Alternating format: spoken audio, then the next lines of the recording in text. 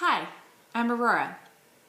I help dynamic women to use their fire without getting burned or burned out.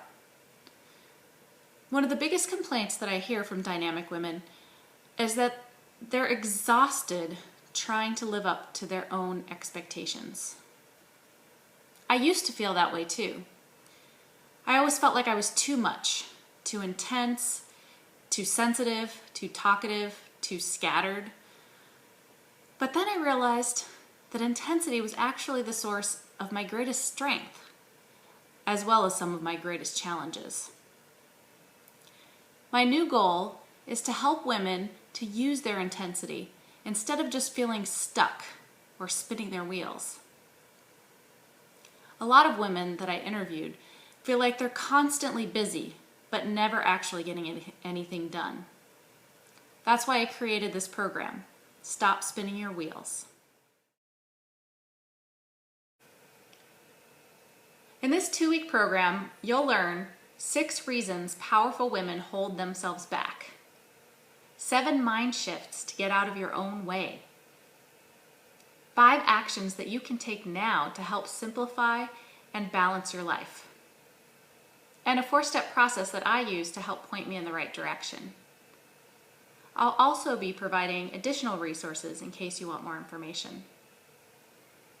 You'll receive a workbook, 4 video trainings, and daily questions to share on the Facebook group. The goal of this program is to give you as much information as I can in a short amount of time. If you'd like to explore this further, keep an eye out for my Ignite Your Power program, which is designed to help connect you with your power, balance your energy, and feel more accomplished in life. Dynamic women have the potential to do amazing things. The only problem is we often don't have enough time to do it all. We can also become very self-critical when we don't meet what we see as our own potential. This can leave us feeling stuck. Some of the greatest traits of dynamic women can also be the ones that hold us back. These are a few that come to mind.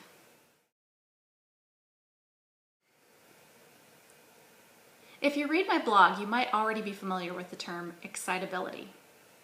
Excitability is kind of like being highly sensitive, but it's not just about how we receive the world, but also how we respond to it.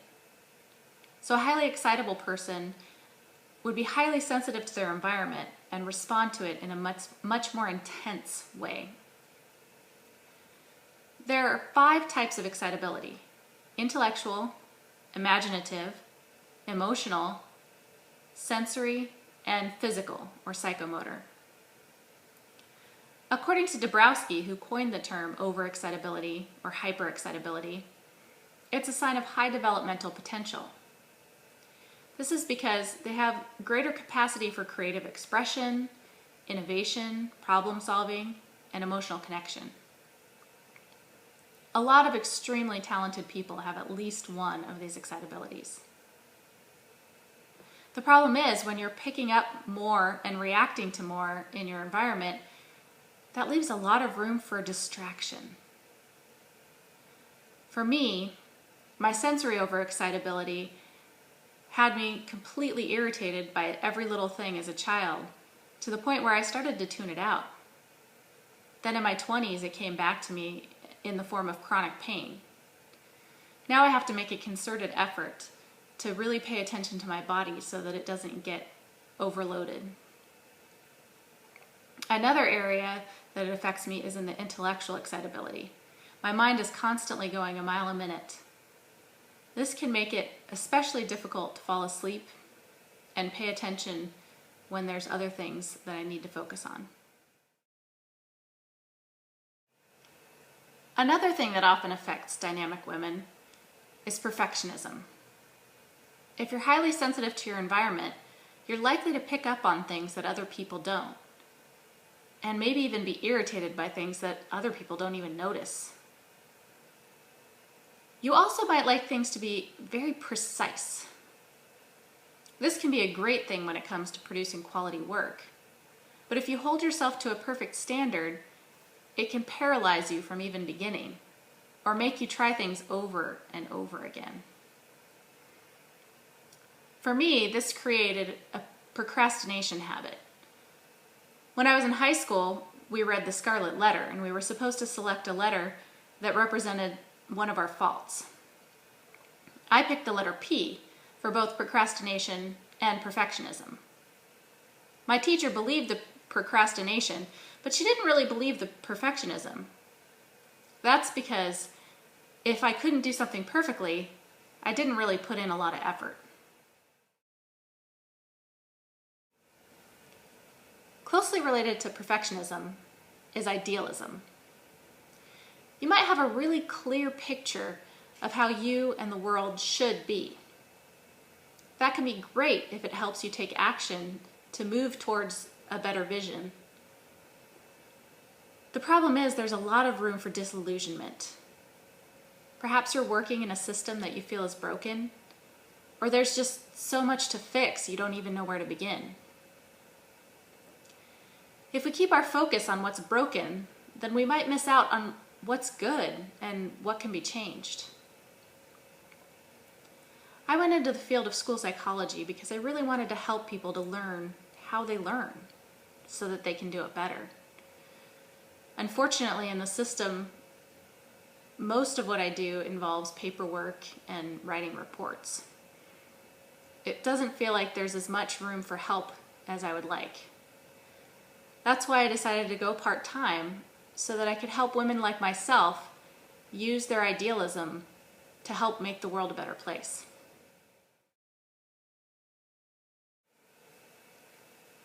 If you're highly sensitive, you might also have a strong sense of empathy and form deep connections.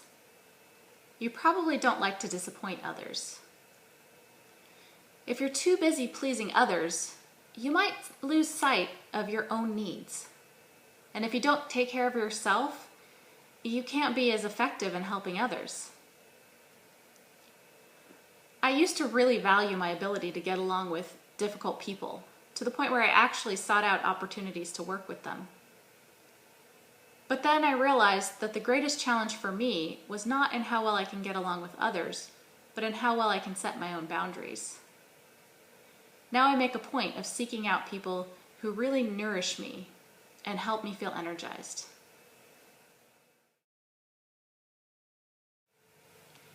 One of my favorite blog posts is called Why Procrastinators Procrastinate by Wait But Why. In this post, they show a drawing of a captain of a ship steering to where he wants to go. And in pops the instant gratification monkey to tell him all of the wonderful fun things he could be doing instead. The only thing that the instant gratification monkey is afraid of is the panic monster. Self-regulation is about how well you can control the instant gratification monkey. The problem is, if you have chronic pain or fatigue, your self-regulation skills are depleted. And many of the things that help with chronic pain and fatigue require a lot of self-regulation. I know myself, when I tried to do physical therapy, I developed a block because it just didn't feel like it was making a difference. So I'd always forget the exercises. It wasn't until I found something, neck stretches, that helped right away that I actually kept them up on a regular basis.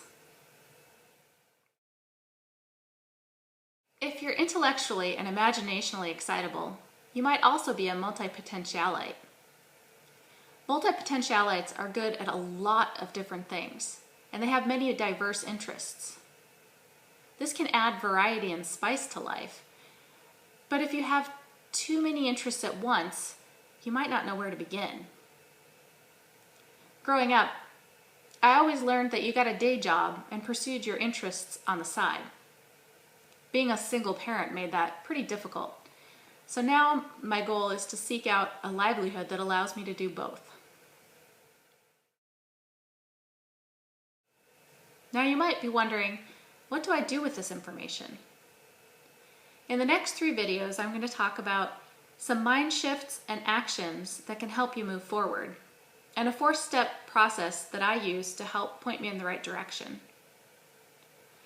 If you've already signed up for the Stop Spinning Your Wheels program, you'll receive daily emails with questions that you can follow up on the Facebook group. If you're not already signed up, you can opt in on the link provided.